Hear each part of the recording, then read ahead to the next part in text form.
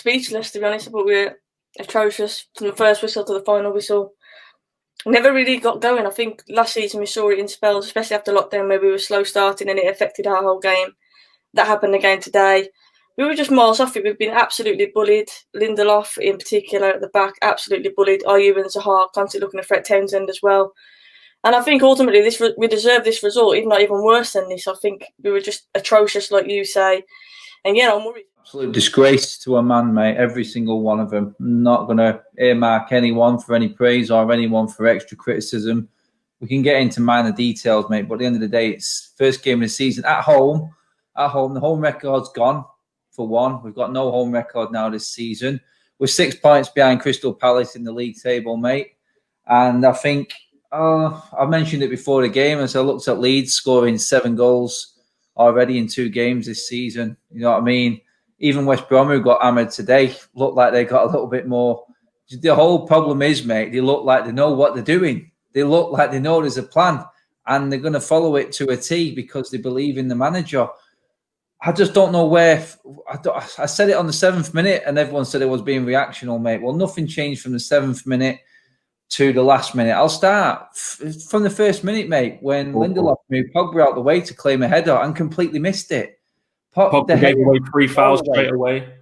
Mate, when you know, when other managers look at us and you have to think, let me turn that crap off a minute, it's doing my head in. When you have to think back to the end of last season and go, right, what did we do wrong at home in the last few games of last season? We dilly-dallied on the ball. Teams pressed us because they know we can't pass the ball. Absolutely nothing changed. How can you not pick your best players in the first game of the season, especially as all your competitors have started off so well? Even Everton have started off with 2 wins out of 2, and we don't even consider them a top 4 in our competition for the top 4. Why didn't he start Greenwood? What's that all about with Dan James? Dan James, I've said this to you a million times, when he gets his crosses in, he doesn't even look up to cross it.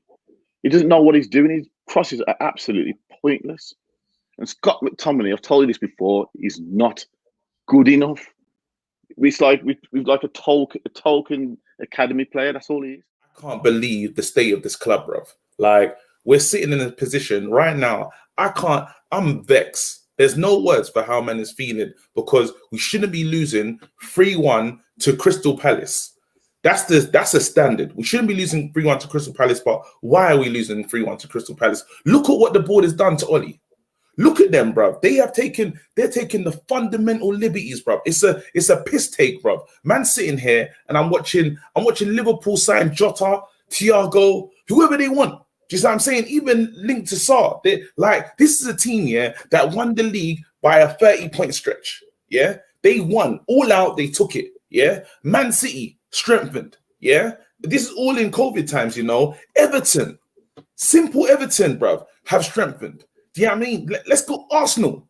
Arsenal, they've added Gabriel. We said we need the centre half. Bro, do you know what's I'm getting so angry about centre halves now, yeah, that I'm starting to hate both of them, fam.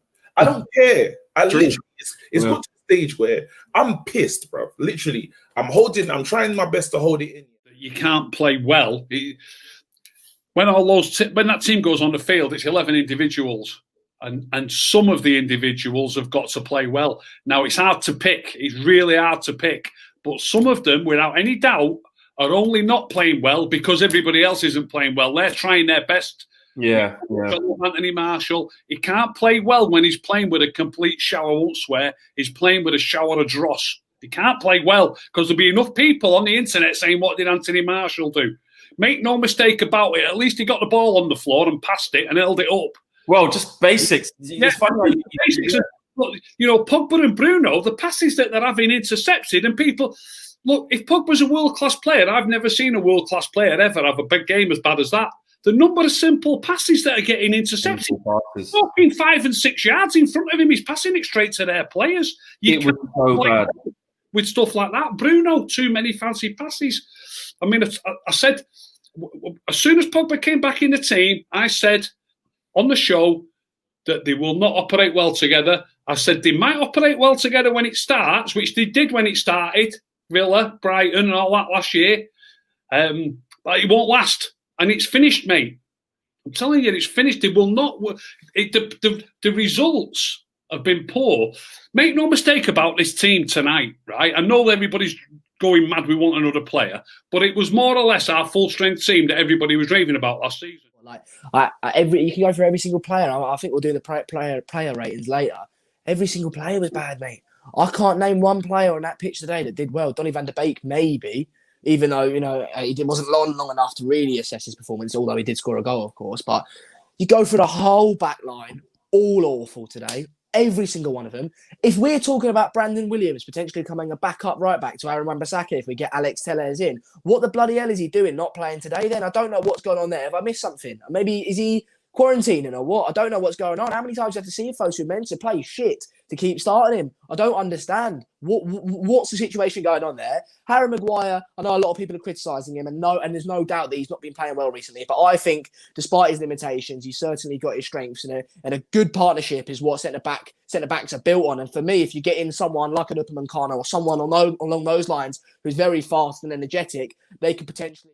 But secondly, looking at the players we had on that pitch, man for man, we were better than Palace. Individually, those players are stronger than Palace's players. And we didn't play like it today. It was awful.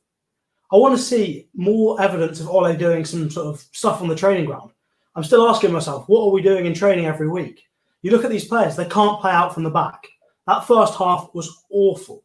You look at the defence, they can't move that ball forward. We spent big money on Harry Maguire. We spent money on Victor Lindelof. You buy ball-playing centre-backs, and then we don't trust them to progress the ball forward.